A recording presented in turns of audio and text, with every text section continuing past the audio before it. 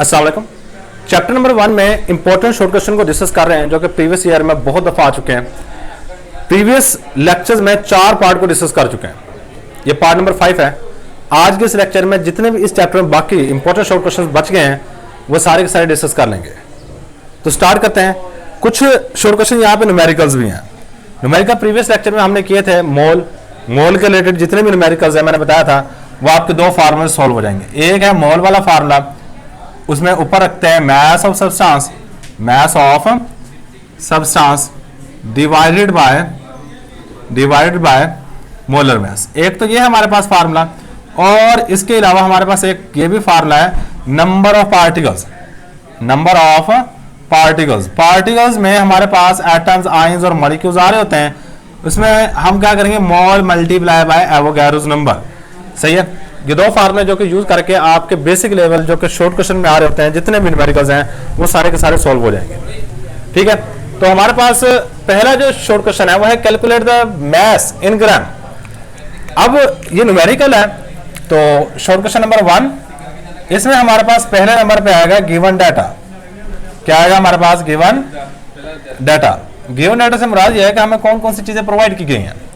हमें 2 चीजें दी गई हैं। पहले नंबर पे मोल्स ऑफ KMnO4। क्या दिए गए हमारे पास? मोल्स ऑफ KMnO4 के मोल्स दिए गए हैं और वो मोल्स हैं 2.74 मोल्स। और इसका मोलर मास दिया गया, मोलर मास ऑफ KMnO4। अगर मोलर मास आपको ना भी दे तो आपको एटॉमिक मैसेज को सम अप करके मोलर मास निकालना आना चाहिए। एटॉमिक मैसेज को सम अप करके मोलर मास निकालना आना चाहिए। तो हमारे पास मोलर मास है 158 ग्राम पर मोल। यहां पे निकालना क्या हमने? मास इन ग्राम। 2 फाइंड, हमारे पास जो चीज हमने मालूम करनी है वह है 2 फाइंड में आएगी, और इसके बाद हम हेडिंग देंगे सॉल्यूशन की। इसके बाद हमारे पास मेन हेडिंग आएगी सॉल्यूशन। किसको हल कैसे करेंगे, इसको हल या सॉल्व कैसे करेंगे। तो 2 फाइंड में हमारे पास आएगा मास ऑफ KMnO4।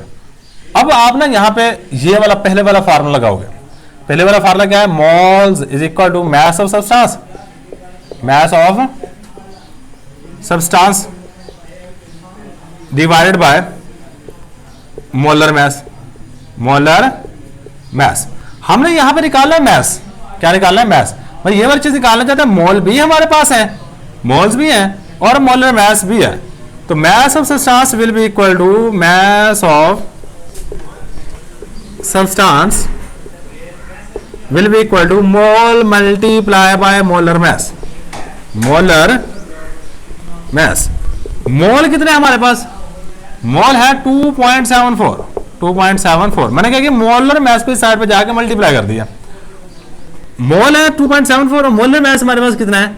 158। और आपने दोनों को मल्टीप्लाई करना है और इसका आंसर यहां पे लिख देना है। सही है। और ये जो आंसर आएगा ये आपका आएगा ग्राम में। किसमें आएगा आंसर? ग्राम में आंसर आएगा। तो ये था हमारे पास short question number 1। Short question number 2, calculate the number of molecules in 9 gram of ice. ले जी, ये short question number next start करने लगे। यहां पे हमने कैलकुलेट करने हैं नंबर ऑफ मॉलिक्यूल, और हमें दिया हुआ है वजन किसका? बर्फ का। ठीक है। एक बात याद रखिए, केमिस्ट्री में अगर आपको कुछ भी नहीं आता ना, आप मोल निकाल के आ जाओ। कुछ भी नहीं आता किसी भी शय का तो आप मोल कम से कम निकाल दो तो आपको 1 नंबर या हाफ नंबर उसके मिल जाएंगे जो भी क्वेश्चन हुआ। गिवन डाटा हमें यहां पे देखा जाए तो हमारे पास शॉर्ट क्वेश्चन नंबर 2 है जो हमें चीजें प्रोवाइड कर रहा है 9 ग्राम ऑफ आइस। मतलब वजन है, मास ऑफ आइस है। मास ऑफ आइस कितना है हमारे पास? 9 ग्राम। नेक्स्ट 2 फाइंड में जो चीज हमने मालूम करनी है वो है number of molecules find out करना है। मतलब आइस जो होती है बेसिकली पानी ही है। सही है। अब पानी का फार्मूला आपको पता है, पानी का फार्मूला होता है H2O। क्या फार्मूला है हमारे पास? H2O। अब हम यहाँ पे नंबर ऑफ मॉलिक्यूल निकालना चाहते हैं, तो नंबर ऑफ मॉलिक्यूल निकाले डायरेक्ट नहीं निकाल सकते हैं। आप पहले मोल फाइंड आउट करोगे, मोल से नंबर ऑफ मॉलिक्यूल निकलेंगे। मोल फाइंड आउट करने के लिए मास ऑफ सब्सटेंस ऊपर रखो। मास ऑफ सब्सटेंस कितना है जी 9। मोलर मास पानी का कितना है? मोलर मास निकालना तो 2 हाइड्रोजन है, 1 हाइड्रोजन का 1 होता है, 1 ऑक्सीजन का 16 एटॉमिक मास होता है। इनको ऐड करो, 2 जमा 16, हमारे पास आंसर आएगा 18। तो डिवाइडेड बाय 18 और आंसर आएगा 0.5 मोल, 0.5 मोल आ गए। अब हमारे पास नंबर ऑफ मॉलिक्यूल निकालते हैं। नंबर ऑफ मॉलिक्यूल निकालने का फार्मूला ये वाला है, क्या है? नंबर ऑफ पार्टिकल्स या फिर नंबर ऑफ मॉलिक्यूल्स निकाल रहे हो। Number of molecules is equal to mole multiply by Avogadro's number. Mole कितना है जी 0.5 मल्टीप्लाई बाय एवोगैड्रोस नंबर की वैल्यू जुबानी आनी चाहिए 6.02 इंटू 10 रेज़ टू पावर 23 और इसका आंसर है 3.01 into 10 raise to power 23 number of molecules. ये हमारे पास इसका आंसर होगा। 9 ग्राम पानी के अंदर 3.01 into 10 raise to power 23 number of molecules होंगे। ठीक हो गया। तो ये है जी हमारे पास। पहले मैथ से, मैथ को मोलर मैथ पे डिवाइड करोगे, मोल आएंगे, मोल को Na से मल्टीप्लाई कर देना है, मॉलिक्यूल आ जाएंगे। क्या आ जाएंगे हमारे पास? मॉलिक्यूल आ जाएंगे। नेक्स्ट आ जाओ। नेक्स्ट है हमारे पास डिफाइन स्टिचियोमेट्री। नेक्स्ट शॉर्ट क्वेश्चन है, इसका साथ साथ स्क्रीनशॉट लेते जाइएगा, हर क्वेश्चन का अलग अलग। सही है। अब ये न्यूमेरिकल रिलेटेड जितने भी शॉर्ट क्वेश्चन है वो हमने यहाँ पे डिस्कस कर लिए हैं। अब नेक्स्ट हम चलने लगे हैं थ्योरीज की तरफ। ये सारे के सारे short question almost theory related है। सही। शॉर्ट क्वेश्चन नंबर है 3, क्या है? स्टिचियोमेट्री। स्टिचियोमेट्री। अब स्टिचियोमेट्री क्या होती है? बेसिकली ये केमिस्ट्री की ब्रांच है जिसमें मैं कोई भी रिएक्शन करवाता हूँ ना, जिस तरह H2 + O2 है, इसके मिलने से हमारे पास बन गया H2O। मैं कहता हूँ जी इसके 5 ग्राम लिए, इसके 10 ग्राम लिए, आप ये बताओ पानी कितना बनेगा? पानी कितना बनेगा? या फिर मैं कहता हूँ जी मैंने 100 ग्राम पानी बनाना है, आप मुझे ये बताओ कि ऑक्सीजन और हाइड्रोजन कितनी कितनी मिकदार में चाहिए। अब केमिस्ट्री की वो ब्रांच जो रिएक्टेंट और प्रोडक्ट के दरमियान में क्वांटिटेटिव स्टडी करे, क्वांटिटी को रिलेट करे एक बैलेंस केमिकल इक्वेशन में, इसको स्टिचियोमेट्री कहते हैं। क्या कहते हैं इसको? स्टिचियोमेट्री का नाम दे देते हैं। तो ये डेफिनेशन सिंपल सी, the branch of chemistry which deal with the study of, which deals with the study of, with the study of quantitative relationship, quantitative relationship, quantity के मुतालिक रिलेशनशिप है, किसके दरमियान में होगा? Relationship between reactant and product, between reactant and product in a balanced chemical equation, in a balanced chemical equation। किसी भी balanced chemical equation में रिएक्टेंट और प्रोडक्ट के दरमियान में जो क्वांटिटेटिव रिलेशनशिप है, इस चीज की स्टडी को स्टिचियोमेट्री कहते हैं। ये ब्रांच ऑफ केमिस्ट्री है, केमिस्ट्री की एक ऐसी शाखा है जिसमें हम ये वाला काम कर रहे हैं। ठीक है। तो ये एक सिंपल सी बात आप याद रखिएगा। अब इसकी बेसिक अजम्पशन क्या है, मतलब वो कौन कौन सी चीजें, अगर ये वाली चीजें होंगी तो स्टिचियोमेट्रिक या फिर कैलकुलेशन आपकी बिल्कुल एक्यूरेट आएगी। सही है। तो हम हेडिंग देंगे बेसिक अजम्पशन की, क्योंकि शॉर्ट क्वेश्चन में बेसिक अजम्पशन भी पूछी जाती हैं और ये बड़ा इंपॉर्टेंट, बहुत बहुत इंपॉर्टेंट शॉर्ट क्वेश्चन है। सही है। पास्ट पेपर में इंतहा की दफा आया हुआ है। स्टेटमेंट, ये डेफिनेशन है। अब बेसिक अजम्पशन क्या है कि आप कोई भी रिएक्शन करवाओ, जिससे मैंने मिलाया H2 को O2 के साथ और हमारे पास बन गया वाटर, H2O। पहली अजम्पशन ये है कि आपके पास रिएक्टेंट मुकम्मल तौर पे प्रोडक्ट में बदल जाने चाहिए। सही है। All the reactants should completely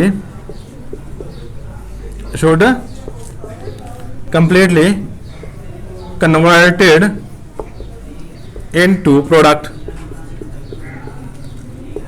आपके जितने भी रिएक्टेंट्स हैं वो सारे मिलकर क्या बना देने चाहिए, प्रोडक्ट बना देंगे। पहली इंपॉर्टेंट बात। अब इसके बाद सेकंड नंबर पे आ जाओ। सेकंड नंबर पे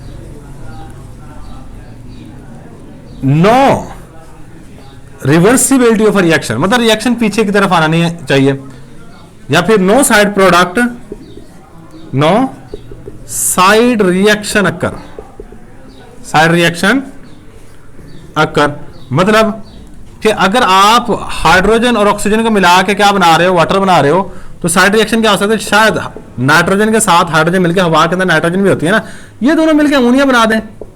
अब देखो मेन रिएक्शन के अलावा जो भी रिएक्शन आ जाएगा वो हमारे पास साइड रिएक्शन के ज़मरे में आ रहा होता है। किसके ज़मरे में आएगा, साइड रिएक्शन के ज़मरे में आएगा। सही है, साइड रिएक्शन नहीं होना चाहिए।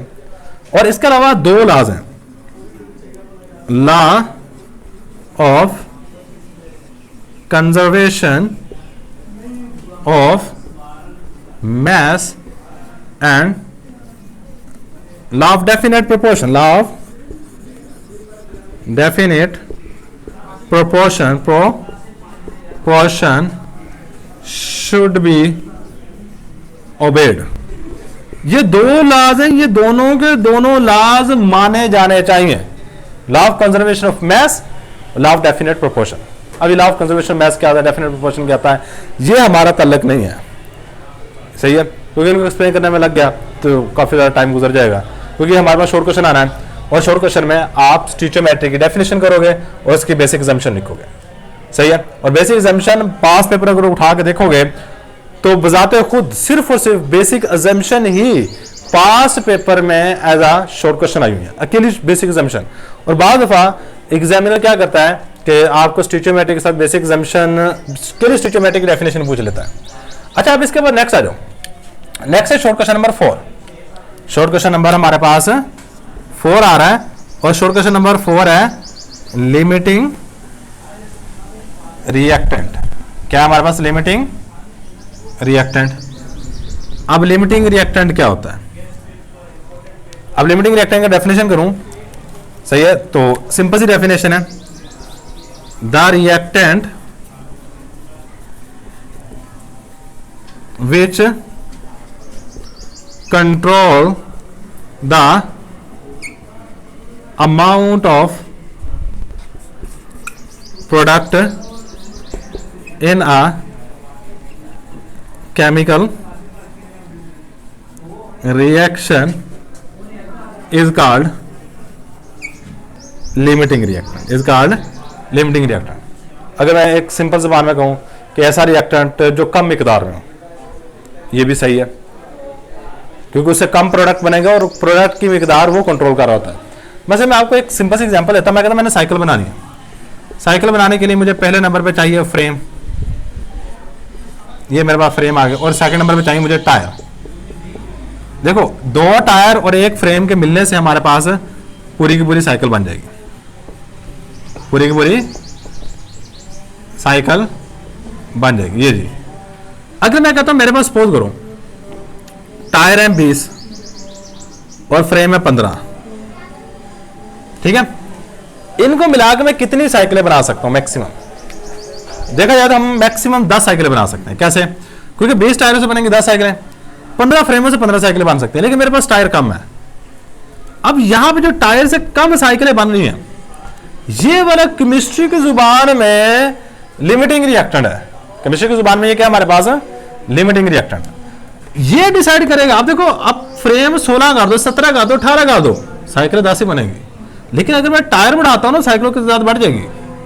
सही, मतलब बेसिकली यहाँ पे टायर डिसाइड कर रहे हैं कि हमारे पास कितनी साइकिलें बनेंगी या कितना प्रोडक्ट बनेगा। इस तरह किसी भी केमिकल रिएक्शन में वो रिएक्टेंट जो डिसाइड करे कितना प्रोडक्ट बनेगा, वो हमारे पास लिमिटिंग रिएक्टेंट कहलाता है।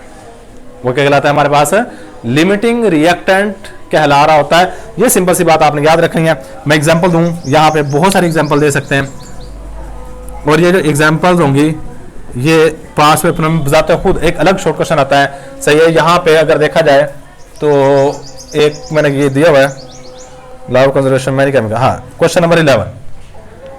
क्वेश्चन नंबर 11 की अगर बात करें, मैं एग्जांपल ऊपर लिखूंगा, ठीक है। क्वेश्चन नंबर 11 की बात कर लेते हैं। तो क्वेश्चन नंबर 11 हमारा पास कुछ इसी तरह का है। और इस क्वेश्चन का आंसर भी मैं इसी के साथ ही लिख दूंगा। सही है, तो इसको साथ साथ नोट करते जाइएगा। सही है, जहां पर थोड़ा सा मैं साइड पे हूं इसका स्क्रीनशॉट वगैरह लेते जाइएगा। सही, बाद में बेशक नोट कर लीजिएगा, पहले मेरी बातें वगैरह सुन लो। अच्छा, अब यहां पर गौर करो, यहां पे क्या गौर करना है, एग्जांपल्स पे। चलो मैं ऊपर भी हेडिंग दे देता हूं दोबारा, फिर एग्जांपल्स करने लगे हम यहां पे। अब पहले नंबर में जो एग्जांपल करूंगा यहां पे, क्योंकि हमने ऐसी एग्जांपल देनी है जो हमारी नॉर्मल जिंदगी में हो। ये क्वेश्चन नंबर 11 भी है, मतलब क्वेश्चन नंबर 11 का आंसर मैं इसी के साथ लिखने लगा हूं। पहले नंबर पे burning of paper, burning of paper in excess of oxygen, in excess of oxygen. Here paper is limiting reactant, paper is limiting reactant। देखो, आप पेपर को आग लगाओ, हवा के अंदर ऑक्सीजन मौजूद है ना, कभी ऐसा नहीं होगा आप पेपर को आग लगाओ हवा की ऑक्सीजन ही खत्म हो जाए। पेपर खत्म हो जाता है, जल जाता है, सारे का सारा खत्म हो जाएगा, लेकिन हवा की ऑक्सीजन खत्म नहीं होगी। हमारे पास यहां पे पेपर खत्म हुआ है, पेपर जल्दी खत्म हो रहा है, तो हम इसको कहेंगे कि ये लिमिटिंग रिएक्टेंट है, ये जल्दी खत्म हो गया। ये क्या हो गया हमारे पास, जल्दी खत्म हो गया। जबकि जो ऑक्सीजन होते हैं इसको एक्सेसिव रिएजेंट कहते हैं, जो जल्दी खत्म ना हो। सही है, तो यहां पे पेपर क्या होगा, लिमिटिंग रिएक्टेंट होगा। बर्निंग ऑफ कोल, कोयले का जलना in excess of oxygen, here coal is limiting reactant. ये आपकी नॉर्मल दूसरी example. Third example, burning of candle, मोमबत्ती का जलना in excess of oxygen, here candle is limiting reactant. यहां पे कैंडल क्या होगी हमारे पास, लिमिटिंग रिएक्टेंट होगी। इसी तरह एक और भी एग्जांपल मैं दे सकता हूं यहां पे, क्या जी, rusting of iron, rusting of iron in presence of oxygen, in presence of oxygen, here iron is limiting reactant, iron is limiting reactants. यहां पे आयरन क्या होगा, मतलब लोहे को जो जंग लगता है ऑक्सीजन की मौजूदगी में और वाटर की मौजूदगी में लगता है। कभी ऐसा नहीं हुआ कि हवा के ऑक्सीजन खत्म हो जाए और लोहे को जंग लगना अभी बाकी रह जाए। लोहा खत्म हो जाता है, पूरे के पूरे लोहे को जंग लगता है और पूरे का पूरा लोहा खत्म हो जाएगा, लेकिन हवा की ऑक्सीजन कभी भी खत्म नहीं होगी। ये बात याद रखिएगा। ले जी, हमारे पास ये शॉर्ट क्वेश्चन नंबर 11 भी साथ हो गया। इसका अगर स्क्रीनशॉट लेना है तो स्क्रीनशॉट ले लो इसका जल्दी से। अब हम इसके बाद नेक्स्ट स्टार्ट करेंगे। शॉर्ट क्वेश्चन नंबर है हमारे पास 4 के बाद शॉर्ट क्वेश्चन नंबर 5 की तरफ जाने लगे हैं। तो शॉर्ट क्वेश्चन नंबर 5 नेक्स्ट है हमारे पास। Short question number 5, what is the difference between actual yield and theoretical yield. 5वां शॉर्ट क्वेश्चन है, difference between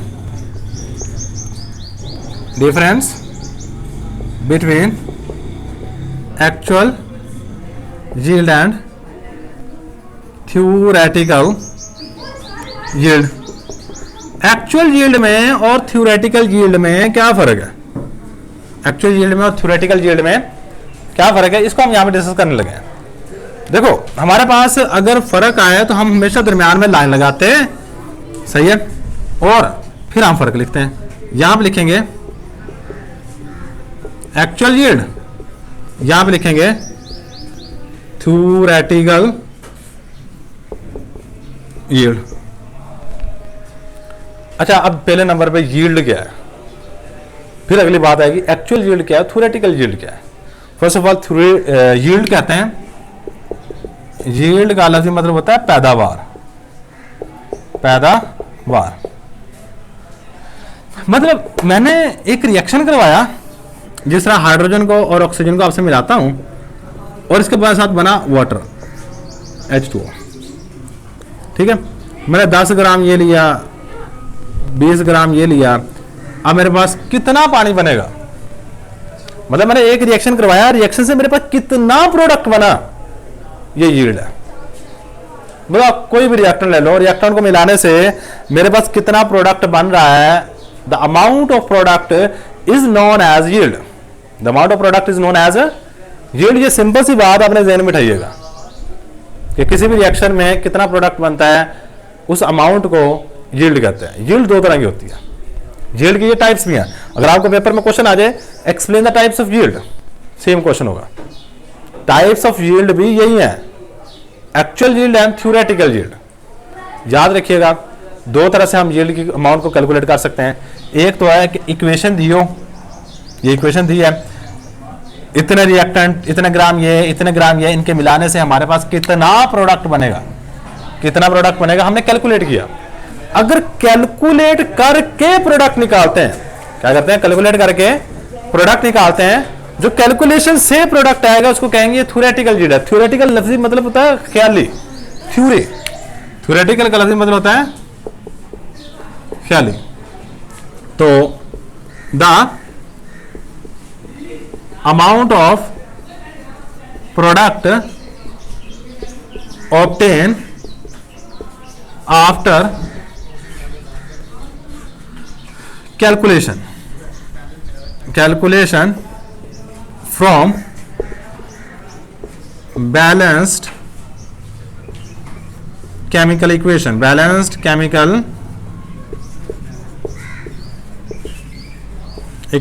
is called theoretical yield। क्या अगर हम इक्वेशन से प्रोडक्ट की मिकदार पता करें, सही, मैं 10 ग्राम ये 20 ग्राम ये इनके मिलाने से मैं सपोज करता हूं 30 ग्राम प्रोडक्ट बनना चाहिए, ये इक्वेशन से मालूम किया है, इसको थ्योरेटिकल यील्ड कहते हैं। अब मैंने क्या किया, एक्सपेरिमेंट किया, मैंने 10 ग्राम हाइड्रोजन ली, 20 ग्राम ऑक्सीजन ली, इन दोनों को मिलाया, मिलाने के बाद मेरे पास पानी बना, मैंने फिर उसका वजन किया, मैंने एक्सपेरिमेंट करके ये पता किया कितना प्रोडक्ट बना है, तो वो हमारे पास आएगा एक्चुअल, हकीकी एक्चुअल यील्ड आएगा। The amount of product obtain after an experiment, तजर्बा करने के बाद, याद रखिए ये कैलकुलेशन करने के बाद आती है, और ये एक्सपेरिमेंट, इसको हम नाम दे रहे होते हैं, इज कॉल्ड एक्चुअल यील्ड। क्या नाम दे रहे हैं, एक्चुअल यील्ड। याद रखिएगा एक्चुअल यील्ड हमेशा थ्योरेटिकल यील्ड से कम होती है। एक्चुअल, या अगर शॉर्ट क्वेश्चन भी आना है उसको वहीं पे एक्सप्लेन करेंगे। Actual yield is always less than theoretical yield. और यही चीज उठा के आप बेशक यहां पे लिख दो, या फिर इसको थोड़ा सा उल्ट कर दो, actual yield is always less than theoretical yield, या मैं कहता हूं theoretical yield is always greater than the actual yield. बात वही है, एक्चुअल यील्ड कम है, थ्योरेटिकल यील्ड हमेशा ज्यादा होती है, हमेशा ज्यादा होती है। ठीक है, ये बात आपने ज़हन में रखिएगा। तो ये था कि हमारे पास difference between actual yield and theoretical yield, सही है। और यील्ड की डेफिनेशन आ जाए तो यील्ड की डेफिनेशन सिंपल सी, the amount of product in a chemical reaction, या the amount of product during a chemical reaction is obtain is called yield, या the amount of product obtain in a chemical reaction is called yield. Yield की simple सी definition है, आगे उसकी types आ गई, actual yield, theoretical yield, सही है। अब इसके बाद नेक्स्ट शॉर्ट क्वेश्चन पे आ जाओ। शॉर्ट क्वेश्चन नंबर 5 के बाद हमारे पास शॉर्ट क्वेश्चन नंबर 6 है, how efficiency of a reaction is determined. किसी भी रिएक्शन की एफिशिएंसी को कैसे मालूम किया जा सकता है, या फिर व्हाट इज परसेंटेज यील्ड, क्या चीज परसेंटेज यील्ड क्या है, और इसकी इंपॉर्टेंस बताओ, इसकी इंपॉर्टेंस बताओ कि परसेंटेज यील्ड क्या है और हमारे पास इसकी क्या इंपॉर्टेंस है। ठीक है, तो बच्चा ये याद रखिएगा, ये जितना हमने शॉर्ट क्वेश्चन कर लिया ना, इनको मिला के बाज दफा लॉन्ग क्वेश्चन भी आ जाता है, सही है। ये बाज दफा क्या आ जाता है हमारे पास, लॉन्ग क्वेश्चन भी आ जाता है। ठीक है, तो हमारे पास ये शॉर्ट क्वेश्चन नंबर है 6, शॉर्ट क्वेश्चन नंबर 6 है कि बेसिकली ये अगर इसकी हेडिंग बने तो वो होगी परसेंटेज यील्ड। अब परसेंटेज यील्ड क्या होती है, पहला सवाल यह है कि एफिशिएंसी रिएक्शन की किस तरह मालूम की जा सकती है, कोई रिएक्शन कितने अच्छे तरीके से हो चुका है।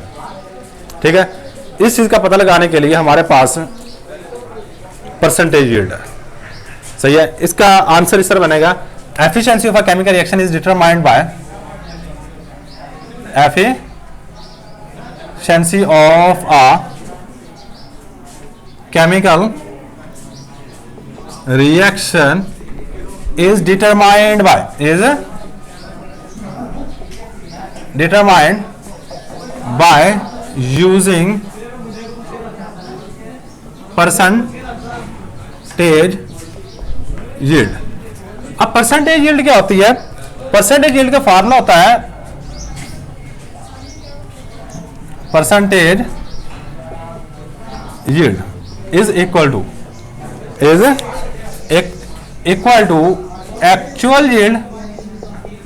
Actual yield divided by theoretical yield multiply by 100। ये हमारे पास फार्मूला है किसका? परसेंटेज यील्ड का। किसका? परसेंटेज यील्ड का फार्मूला है actual yield divided by theoretical yield multiply by 100। ठीक है, इस फार्मूले को अच्छे तरीके से अपने ज़हन में रखिएगा। अब अगर इसकी डेफिनेशन करना चाहें परसेंटेज यील्ड की, अब परसेंटेज यील्ड की डेफिनेशन क्या बनेगी? Percentage yield is the ratio between actual yield and या to theoretical yield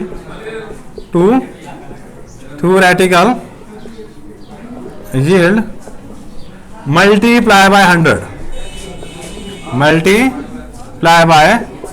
100 बटे को रेशो कहते हैं। हमने कहा जी एक्चुअल परसेंटेज यील्ड रेशो है एक्चुअल यील्ड और थ्योरेटिकल यील्ड में मल्टीप्लाई करते हैं 100 के साथ। मल्टीप्लाई करते हैं किसके साथ? 100 के साथ। तो ये हमारे पास आ जाएगी परसेंटेज यील्ड। क्या आ जाएगी? Percentage yield. और परसेंटेज यील्ड की इंपॉर्टेंस यहाँ पे सेकंड चेक करोगे ना, give its importance.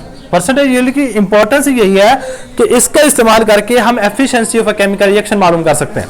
Efficiency of a chemical reaction can be determined by using percentage yield। यही इसकी इंपॉर्टेंस है। ये इसकी क्या हमारे पास है? इंपॉर्टेंस है। आप यहाँ पे चेक कर लो, हमने अभी तक यील्ड वाले जितने भी टॉपिक है अभी तक पढ़ा है मेरे बेटा उसी को डिस्कस कर रहे हैं। सही है, मतलब पहले यील्ड की type, actual yield, theoretical yield. आप थ्योरेटिकल यील्ड के बाद हमारे पास आ जाता है परसेंटेज यील्ड। परसेंटेज यील्ड को डिस्कस किया, इसकी इंपॉर्टेंस क्या है ये डिस्कस कर ली। अब इसके बाद शॉर्ट क्वेश्चन नंबर 7 है। अब 7 फिर यील्ड के रिलेटेड ही है। मतलब ये हमारे पास कितने शॉर्ट क्वेश्चन यील्ड के रिलेटेड है? 1 2 3 शॉर्ट क्वेश्चन यील्ड के रिलेटेड। अगर आप इन तीनों शॉर्ट क्वेश्चन को मिला के लिख दोगे तो आपका एक प्रॉपर लॉन्ग क्वेश्चन बनेगा। और ये पास पेपर में बड़ी दफा आया हुआ है। ये वाला लॉन्ग क्वेश्चन पास पेपर में काफी दफा आया हुआ है कि हमारे पास यील्ड क्या है, इसके टाइप्स को एक्सप्लेन करें और ये भी बताएं कि एक्चुअल यील्ड थ्योरेटिकल यील्ड से बड़ी कैसे होती है। ठीक है मेरे बेटा, तो स्टार्ट करते हैं हम। शॉर्ट क्वेश्चन नंबर है हमारे पास 7। शॉर्ट क्वेश्चन नंबर 7 है। और शॉर्ट क्वेश्चन नंबर 7 क्या है? Why actual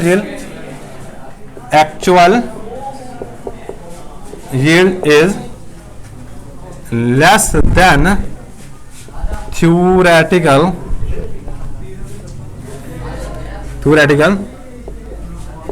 yield. Actual yield हमेशा थ्योरेटिकल यील्ड से कम होती है। सही है। और प्रीवियस क्वेश्चन के अंदर हम ये भी डिस्कस कर चुके हैं एक्चुअल यील्ड क्या है, थ्योरेटिकल यील्ड क्या है। एक्चुअल यील्ड हमेशा कहां से हासिल होगी? एक्सपेरिमेंट के बाद। और थ्योरेटिकल यील्ड हमेशा हासिल होगी कैलकुलेशन के बाद। कहां से हासिल होगी? हमेशा कैलकुलेशन के बाद हमारे पास हासिल होगी। तो यही बात हम यहां पे लिखेंगे, actual yield is always less than theoretical yield due to following reasons। अब रीजंस कौन कौन सी हैं उन रीजन को यहां पे देखिएगा। पहले रीजन कि आपका इनएक्सपीरियंस वर्कर, मतलब जो एक्सपेरिमेंट कर रहा है, तजर्बा कर रहा है, उसका इतना एक्सपीरियंस नहीं है बंदे का। ठीक है, पहली रीजन यह है कि हमारे पास इन एक्सपीरियंस वर्कर हो। सेकंड नंबर पे आप देखो रिएक्शन करवाते हो ये वाला नाइट्रोजन और हाइड्रोजन के दरमियान में, और हमारे पास बनता है अमोनिया NH3। सही है। और मैंने 10 ग्राम ये लिया, सपोज कर लो 5 ग्राम ये लिया, और इनके मिलने से हमारे पास 15 ग्राम ये बनना चाहिए, सपोज करो, आपका रिएक्शन रिवर्सिबल हो गया।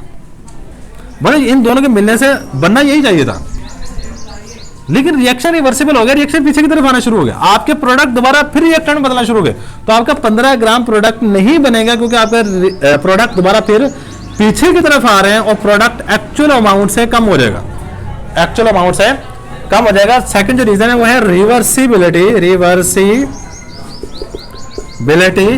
Of a chemical reaction, of a chemical reaction, क्या आपका केमिकल रिएक्शन रिवर्सिबल हो जाए।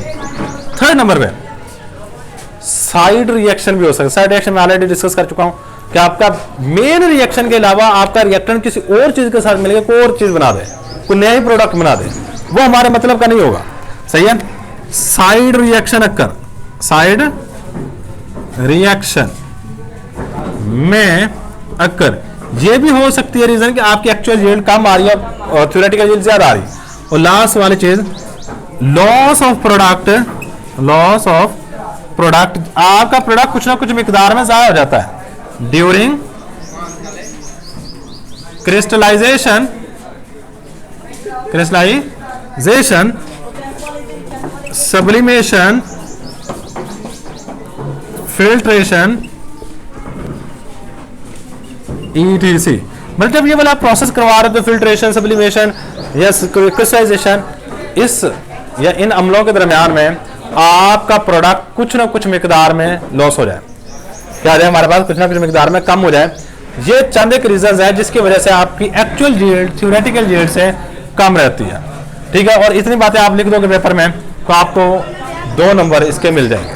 आप देखो हमारे पास 3 शॉर्ट क्वेश्चन है जो कि यील्ड के रिलेटेड है, 4 नंबर के लॉन्ग क्वेश्चन आना है। इन सारे शॉर्ट क्वेश्चन को मिला के आप एक लॉन्ग क्वेश्चन प्रॉपर वे में बना सकते हो, ठीक हो गया।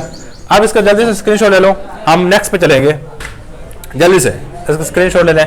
चलिए चलते हैं अब हम नेक्स्ट हमारे पास शॉर्ट क्वेश्चन नंबर होगा 8, और ये आपके एक्सरसाइज का शॉर्ट क्वेश्चन है।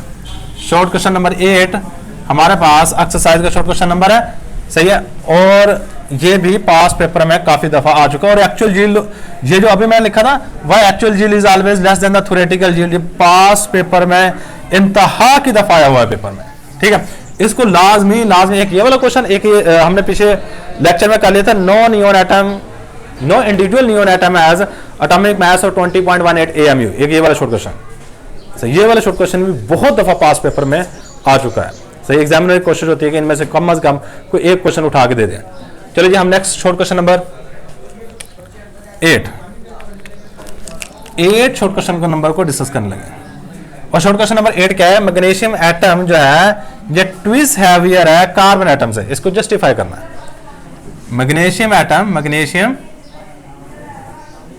Is twist heavier than carbon atom.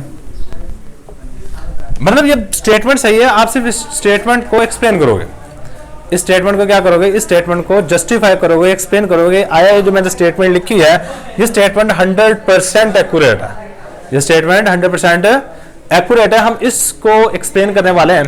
चलो जी, the number of proton, neutron and atomic mass is given, atomic mass of carbon and magnesium is given as मतलब हमारे पास में यहाँ पे एक टेबल बनाएंगे, इस टेबल के जरिए से हम इसको एक्सप्लेन करेंगे। ये टेबल बनेगा 2 चीजों के दरमियान में, यहां पे लिखूंगा कार्बन, यहां पे लिखूंगा मैग्नीशियम, या सिंपल लिख देता हूं M जी, मैग्नीशियम। यहां पे नंबर ऑफ इलेक्ट्रॉन भी लिख लेते हैं, हालांकि इलेक्ट्रॉन का इतना ज्यादा रोल नहीं होता, number of proton, number of neutron, और यहां आप लिखेंगे एटॉमिक मास।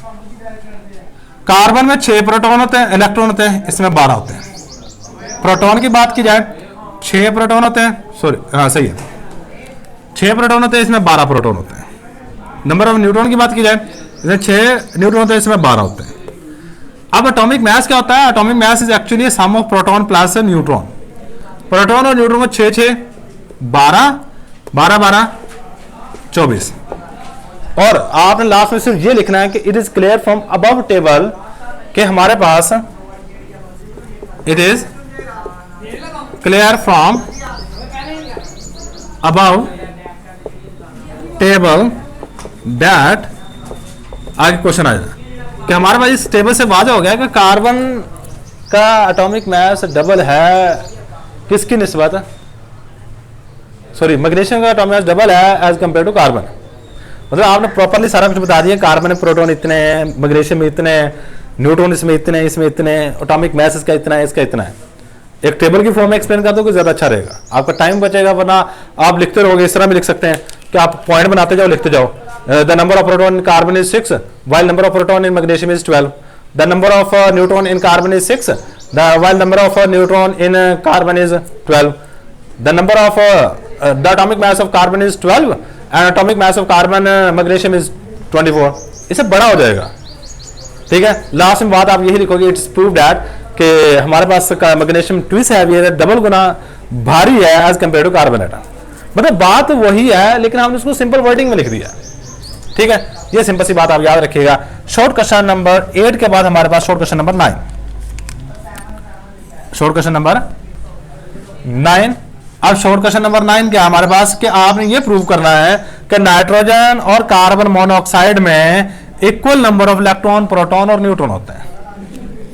हेडिंग आएगी nitrogen and carbon monoxide has equal number of electron, proton and neutron. चलिए जी, लेट्स स्टार्ट। हम इसको स्टार्ट करते हैं। हम इसका भी टेबल की फॉर्म में आंसर देंगे। The number of electron, proton and neutron in nitrogen and carbon monoxide is given as. सही है। हम इसको कुछ इस तरीके से एक टेबल बना के यहां पे जस्टिफाई करेंगे। क्या करेंगे? यहां पे जस्टिफाई करेंगे। Let's start. यहां पे नाइट्रोजन लेंगे, यहां पे कार्बन मोनोऑक्साइड लेंगे, यहां पे लिखेंगे नंबर ऑफ इलेक्ट्रॉन। चलो ये थोड़ा सा फासले पे रख लेते हैं। नंबर ऑफ इलेक्ट्रॉन, यहां पे लिखेंगे number of proton, number of proton, और यहां पे लिखेंगे number of neutron. Electron, proton and neutron. चलिए जी स्टार्ट करते हैं। बच्चे नाइट्रोजन में 2 नाइट्रोजन आपस जुड़े हुए हैं। 7 जमा 7, 7 एक नाइट्रोजन में इलेक्ट्रॉन है और 7 दूसरे में, ओवरऑल 14 इलेक्ट्रॉन है। कार्बन और ऑक्सीजन, कार्बन में 6 इलेक्ट्रॉन होते हैं और ऑक्सीजन में 8 इलेक्ट्रॉन होते हैं। 6 जमा 8 14। सेम काम यहां पे अगले वाले में करोगे। नंबर ऑफ प्रोटॉन निकालने के लिए एक कार्बन नाइट्रोजन में 7 प्रोटॉन, दूसरे में भी 7, ओवरऑल आंसर 14। इसी तरह 6 प्रोटॉन और ऑक्सीजन में 8 प्रोटॉन, ओवरऑल आंसर 14। न्यूट्रॉन में सेम केस है। सही है। 7 जमा 7 बनेगा इज इक्वल टू 14 और 6 जमा 8 बनेगा इज इक्वल टू 14। और आपने नीचे लिखना है it is clear from above table. ऊपर वाले टेबल से यह साबित हो गया है कि इलेक्ट्रॉन की तादाद, प्रोटॉन की तादाद और न्यूट्रॉन की तादाद नाइट्रोजन में N2 में और कार्बन मोनोऑक्साइड में हमेशा सेम रहती है। it is proved that it is proved from above table that आगे सवाल nitrogen and oxygen have equal number of nitrogen and carbon monoxide has equal number of electron proton and neutrons. इसमें equal number of electron proton neutrons है। अब इसका भी same काम कर सकते हैं, मतलब आप वहां पे इसकी वर्डिंग बना लो, टेबल नहीं बनाना, वर्डिंग बना लो। वर्डिंग किस तरह बनेगी? In nitrogen 7 proton, in nitrogen 7 proton are present, so overall proton are 14। In carbon monoxide carbon has 6 proton and oxygen has 8, sorry electron की बात कर रहे हैं, तो carbon has 6 electron, oxygen has 8 electron and the overall electron is 14। पहली बात prove कर रही है कि दोनों में इलेक्ट्रॉन बराबर हैं। सेम काम अगले वाले में करो। अब ये वाला काम करोगे ना, आपका टाइम जाया होगा वहां पे, सही है। अब 2 नंबर के लिए वहां पे ज्यादा से 4 मिनट 5 मिनट दे सकते हो एक क्वेश्चन को। अगर आपने एक क्वेश्चन के ऊपर 10 मिनट लगा दिए तो अगले शॉर्ट क्वेश्चन काम में करने हैं। तो कोशिश करो सबसे बेस्ट तरीका क्या है, प्रोमिनेंट करके टेबल बनाओ, ऊपर ये बात लिखो, नीचे ये लिख दो, it is prove from above table. ऊपर वाले टेबल साबित हो गया कि इसमें नाइट्रोजन में और कार्बन मोनोऑक्साइड में equal number of electron proton neutron है। ठीक है, तो ये सिंपल सी बात याद रखिएगा। और लास्ट में हमारे पास एक शॉर्ट क्वेश्चन रह गया है, शॉर्ट क्वेश्चन नंबर 10, 11 हमने ऑलरेडी कर लिया, ऊपर कर लिया था। शॉर्ट क्वेश्चन नंबर 10 क्या है कि law of conservation of mass should be obeyed during stoichiometric calculation. सही है कि आपका law of conservation of mass 100% लागू होगा अगर आप कोई भी स्टिचियोमेट्रिक कैलकुलेशन करते हो तो। सही है, तो यही बात हम यहाँ पे लिखने वाले हैं। सही है, तो हम कोशिश करते हैं इसको थोड़ा सा वाइंड अप करके यहाँ पे लिख लेते हैं। इसका स्क्रीनशॉट ले लीजिएगा। सही है, और इन क्वेश्चंस को कोशिश कीजिएगा जिस तरह मैंने लिखा है, अगर आप इस तरह भी लिखाओगे पेपर में तो 100% एक्यूरेट ही रहेंगे। अगर आपके पास कोई भी की बुक है, कोई खुलासा है, कोई भी चीज़ है, आप वहाँ से भी कर लो तो कोई मसला नहीं है। बात समझ आनी चाहिए, ठीक है, बात को समझिएगा और उसको सही तरीके से लिखाइएगा वहाँ पे। ठीक है, अगर आपने सही लिखा होगा तो आपको नंबर मिलेंगे, अगर सही नहीं लिखा होगा तो नंबर नहीं मिलेंगे। लास्ट वाले शॉर्ट क्वेश्चन को डिस्कस करते हैं। शॉर्ट क्वेश्चन नंबर हमारे पास है 10। शॉर्ट क्वेश्चन नंबर हमारे पास आ गया 10। आज शॉर्ट क्वेश्चन नंबर 10 क्या है? Law of conservation of mass should be obeyed during stoichiometric calculation. क्या जी? Law of conservation of mass should be obeyed during stoichiometric calculations। देखिए, law of conservation of mass क्या कहता है, पहले नंबर पे आपको ये पता होना चाहिए। देखो, आप कोई भी रिएक्शन करवाते हो ना, जिस तरह मैंने बार बार वही सेम एग्जांपल लूंगा, वाटर और वाटर बनाना है मैंने, हाइड्रोजन ऑक्सीजन को मिलाया और हमारे पास वाटर बन जाएगा। ठीक है, अब लॉ ऑफ कंजर्वेशन मास ये कहता है कि जितना रिएक्टेंट का मास होगा उतना ही प्रोडक्ट बनेगा, प्रोडक्ट जाया नहीं होता। मास ना तो पैदा किया जा सकता है ना डिस्ट्रॉय किया जा सकता है। सही है, मास रिएक्टेंट वाली साइड का और प्रोडक्ट वाली साइड का हमेशा सेम रहेगा, और यही चीज हम अप्लाई करते हैं आपकी किसी भी कैलकुलेशन के दौरान। ठीक है, यही बातें हम यहां पे लिखने वाले हैं। ठीक है,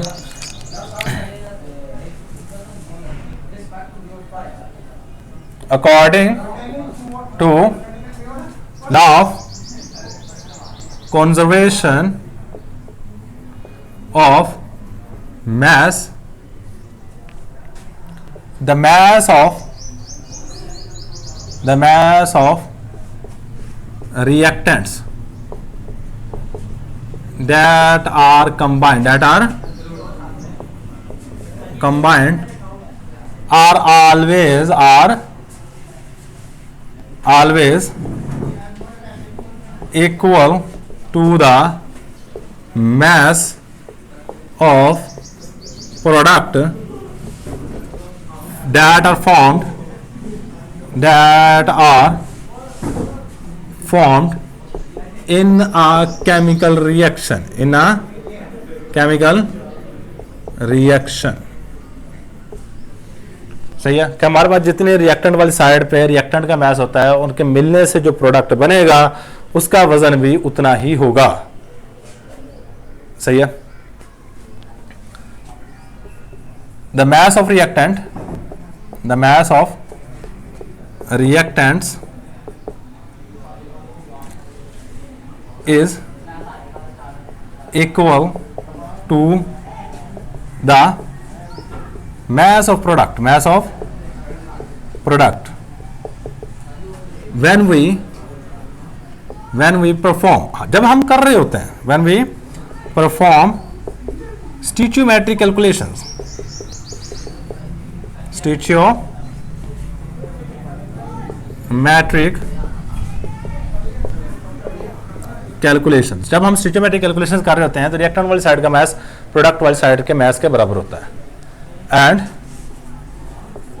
we apply this law to perform, और हम इस लॉ को अप्लाई करें to perform calculations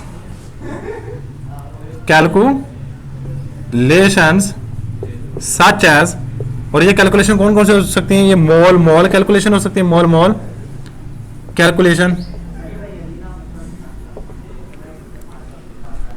mole mass calculation हो सकती है, मास कैलकुलेशन हो सकती है, मास मोल कैलकुलेशन हो सकती है, या मोल वॉल्यूम कैलकुलेशन, मोल वॉल्यूम कैलकुलेशन। आप कोई भी कैलकुलेशन कर लो, ये सारी की सारी कैलकुलेशन ना हम न्यूमेरिकल्स के अंदर कर रहे होते हैं। आप कोई भी कैलकुलेशन करो, वहां पे आपका ये लॉ लाजमी अप्लाई होगा। अगर ये लॉ ही अप्लाई ना हो तो आपकी कैलकुलेशन होगी ही नहीं, आपके आंसर ही सारे गलत आएंगे। अगर हम लॉ ऑफ कंजर्वेशन ऑफ मास को अप्लाई नहीं करते, हम इसको मानते नहीं है, आपके रिएक्टेंट वाली साइड का मास और प्रोडक्ट वाली साइड का मास बराबर ही ना है, तो आपकी कैलकुलेशन कभी भी 100% सही नहीं आएगी। ये बात अपने ज़हन में रखिएगा, ठीक है। तो ये था जी हमारे पास मोस्ट इंपॉर्टेंट शॉर्ट क्वेश्चन है चैप्टर नंबर 1 के, जो कि पास पेपर में कहता हूं 12 दफा आए हुए हैं। इनको लाजमी कर लीजिएगा। सही है। मैं कहता हूं इतने की शॉर्ट क्वेश्चन कर लो, बड़े हैं ये 5 पार्ट्स हैं। अगर आप इनको एक दिन में अगर शॉर्ट क्वेश्चन करना चाहो, मैं कहता हूं एक चैप्टर के आप एक दिन में शॉर्ट क्वेश्चन कर सकते हो। सही है। जहां तक बात रही वर्डिंग लिखने की, बच्चे ये सेम वर्डिंग लिख सकते हो। सही है। इसमें कोई बात गलत नहीं लिखी हुई। सही है। लॉजिक के साथ आपको एक्सप्लेन किया है। सही, इलॉजिकल बात तो कोई लिखी नहीं है। ठीक है। आपको ये बात गलत है, कोई थोड़ी बहुत बाज़ दफ़ा ये भी याद रखिएगा, बाज़ दफ़ा बोलने में मैं सही बोल देता हूँ, लिखने में गलती कर देता हूँ, ये थोड़ी बहुत हो जाता है। ठीक है। तो इसमें मैं कभी नहीं कहा कि जो मैंने व्हाइट बोर्ड पर लिख दिया है वो एक हदीस है, उसमें कोई गलती हो नहीं सकती, हो सकती हैं, पॉसिबिलिटीज़ हैं। सही है। लेकिन मेजॉरिटी ऑफ चीज़ें कोशिश करता हूँ कि सही लिखी जाए व्हाइट बोर्ड पे और सिंपल वे में समझा दी जाए, आसान ज़ुबान में करके बता दी जाए कि ये चीज़ कुछ इस तरह लिख दोगे ये आपके लिए आसानी रहेगी, ये चीज़ इस तरह लिख दोगे आपके लिए आसानी रहेगी। ठीक है। तो ये था जी हमारे पास आज का लेक्चर। इसको अच्छे तरीके से तैयार कर लीजिएगा, दरमियान में स्क्रीनशॉट सारे लेके इसको एक रजिस्टर पर मैं कहता हूँ नोट डाउन कर लो। तो ये इसके लिए आपका ही फ़ायदा होगा। ठीक है। यही हमारे पास आज का लेक्चर। अल्लाह हाफिज़। इसका स्क्रीनशॉट लास्ट में फिर ले लीजिएगा।